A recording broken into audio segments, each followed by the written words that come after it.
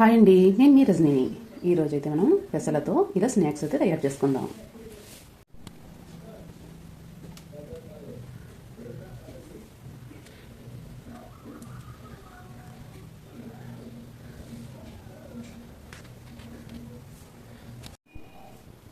Hi అండి, నేను మీ రజనీని. ఈరోజు అయితే మనం చూడండి పెసలతో తీసుకోండి, ఇలా నీట్గా శుభ్రం చేసి 4 సార్లు అయితే వాష్ చేసి నానబెట్టుకుందాం.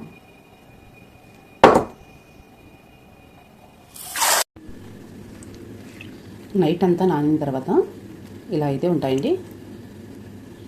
ఇలా మెత్తగా నానాలి. సోనా మసూర్ బియ్యం తీసుకోండి, 2 గంటలు అయితే నానబెట్టుకోండి. వాటర్ లేకుండా తీసుకోండి. 1 ఉల్లిపాయ, 2 పచ్చిమిర్చి, 1 స్పూన్ జీలకర్ర, తగినంత కల్లుప్పు, కొత్తిమీర, నానబెట్టిన సోనా మసూర్ బియ్యం,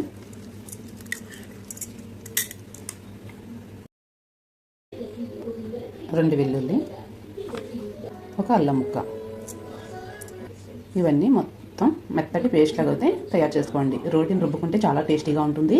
మిక్సీ అన్నా పట్టుకోవచ్చు. ఇలా మెత్తటి పేస్ట్ లాగా అయితే తయారు చేసుకోండి.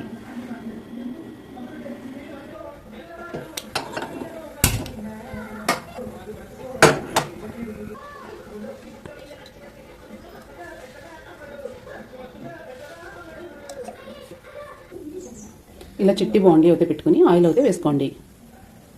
మనం మిక్సీకి పట్టిన బ్యాటర్ అంతా కూడా బాగా ఒకసారి బాగా కలపండి.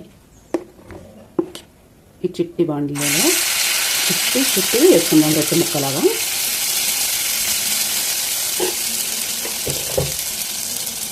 ఒక చిన్న ప్లేట్ అయితే మూత పెట్టుకోండి.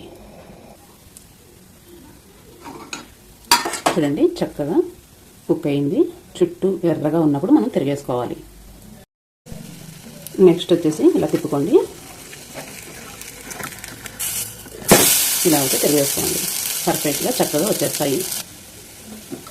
కింద కూడా కుక్ అయింది లేండి చూసేద్దాం. చూడండి చక్కగా కుక్ అయిపోయింది కదా. ఇప్పుడు ప్లేట్లోకి అయితే తీసేసుకుందాం. నెక్స్ట్ వచ్చేసి ఇంకొకటి వేసుకుందాం.